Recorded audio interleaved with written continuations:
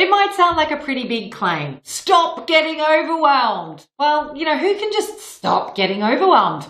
I'm Jo Martin. I'm the founder of One of Many. And if there's one thing I've learned to work with a lot over the years, it's women and overwhelm. Because quite frankly, the women leaders that we have inside of our community get overwhelmed from time to time. The longer they've been in our community, the less frequent it happens. But we need to appreciate that overwhelm is a normal part of any highly effective, highly functioning person's life.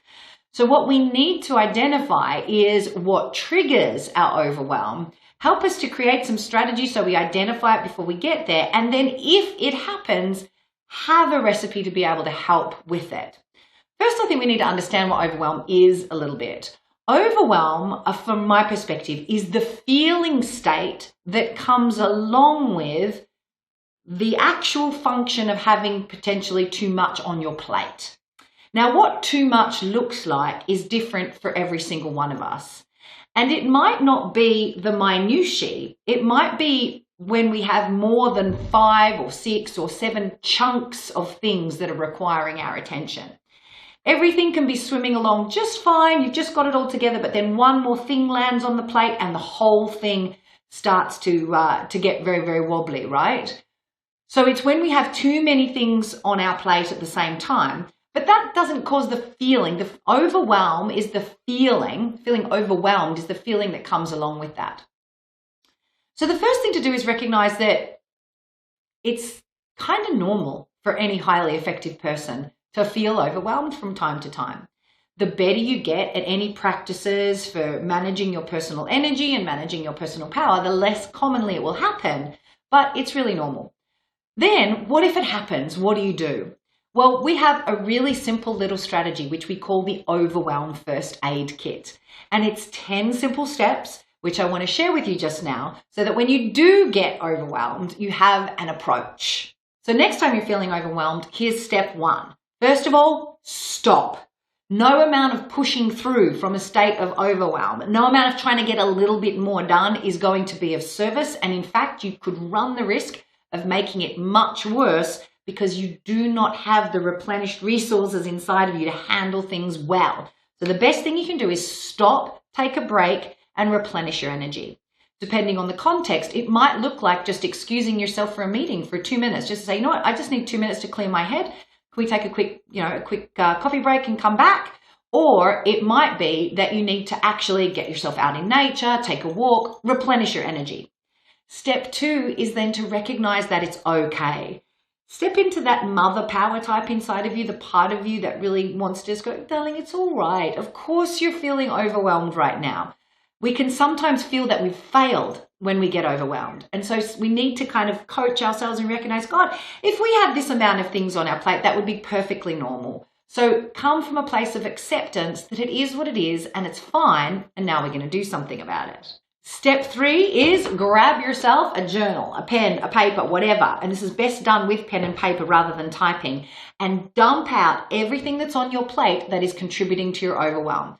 Big decisions, small decisions, big tasks, little tasks, people, whatever it is that's contributing, dump it all out. Step 4 is then you look at that list and then you're going to be your own best friend and sit next to yourself metaphorically, or even get a friend to help you with this, and practice something that I call the big ditch. As you look at all of that stuff, what is not urgent or important right now? And a lot of it won't be. And just for this emergency first aid procedure, you're just going to cross it out.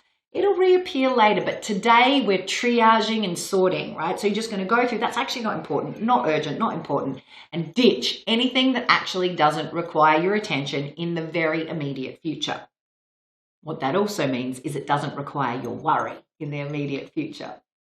The next step is then to delegate. With what's left on your list, who could you give that to? What of that is delegatable and who could you give it to? Now, watch you don't get too tied up in this thinking that you have to give it to somebody that you pay. Whenever we hear the word delegate, we think it means that we should have some team of 63 people that we can delegate things to because we pay their wages. I'm not talking about it from that context right now. Absolutely. You might have some team members who could step up and take something on. But I'm also talking about your neighbor who might be able to pick one of your kids up from school for you. I'm also talking about your mum who could cook the birthday cake for the birthday party you've got coming up. Your sister who could help you come and move house if that's what you've got to do. Who have you got in your network that you could ask for help from on anything that's on that list? Delegate what you can. Step 6 is to pull back and refocus then on the big picture. This is about coming back to your values and your ultimate intention. When you can put things back into your ultimate intention, you can see what's really important. If you're still stuck down in the task-related things, everything feels equally important. But pull back and go, what's really important to me here? You know, if someone's in hospital and they need your attention and that's sitting alongside some project which it'd be nice to finish, but they were having equal importance, you were feeling bad for not getting there because of the project, well, you're just going to go, you know what, I'm going to hospital because that's what needs attention right now. That's the most important thing. With the big picture in place, you can make bold and brave choices for what's important for you. Then step 7 is to prioritize and prioritize ruthlessly. From that place of what's really important, go through what's remaining on your list that you haven't been able to ditch or delegate. And you're then going to ask yourself, what is A? A absolutely has to happen today. And you're going to give that an A. And then B, you're going to say, well, it would be nice if it happened today, but actually it doesn't really need to.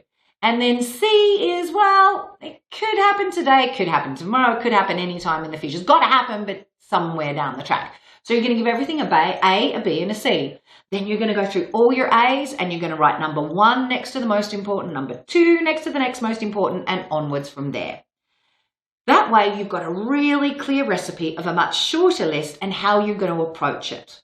Now the next step is crucial. The next step, number 8, is it's time to replenish again. What you've just done has taken some executive functioning. And frankly, if you were in overwhelm at the beginning of this process, you had a quick replenish. If you've gone through all of that, you have depleted your executive functioning again and your ability to make decisions. So first thing you've got to do before you go get started on this list is go take another quick break. Now, it could be, again, a walk, a cup of tea, a rest, a cuddle of a loved one, a wrestle with your baby, whatever it is makes you feel good, but replenish. Then number 9 is you eat the elephant. You've heard the old adage, how do you eat an elephant? 1 bite at a time. You start at A1, you get it done. You start at A2, you get it done. And you work your way through so that you actually can get to a point where you feel from the task perspective that you've actually made some headway. When you do that, that is going to help hugely with the feeling that comes with overwhelm, which is really a function of kind of chunking too big, losing sight of the big picture, thinking everything's equally important.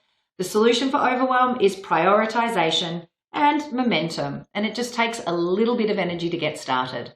Step number 10, we must never forget, is for every single one of those things, A1, A2, A3, that you get done, you celebrate at the end of it. That might be a celebration where you just stand up in your spot and you just do a little happy dance. It might be where you message a friend of yours and say, yeah, A1 done, baby. It might be a beautiful cup of tea. It might be a glass of wine. I don't know, whatever works for you to celebrate each little piece as you go. Remembering that when you've been to overwhelm and back, your inner child, that little part of you, is really tired out and worn out. So you need to give her love, you need to celebrate every little piece that she does, and you need to help to repair her self-esteem. That's your job as the inner coach, the inner mother power type that you're bringing to this process. So, you know what? I'm not going to tell you to stop getting overwhelmed. I'm going to give you a recipe there. It's called the Overwhelm First Aid Kit. Let me know how it lands with you. And if it makes a difference, let me know in the comments. You might like to share this video with someone that you know as well. If they're feeling a little overwhelmed, hit like if you'd like to hear more from us so that we can help you to get into a place where overwhelm becomes less common. Good luck with your overwhelm. I look forward to hearing from you.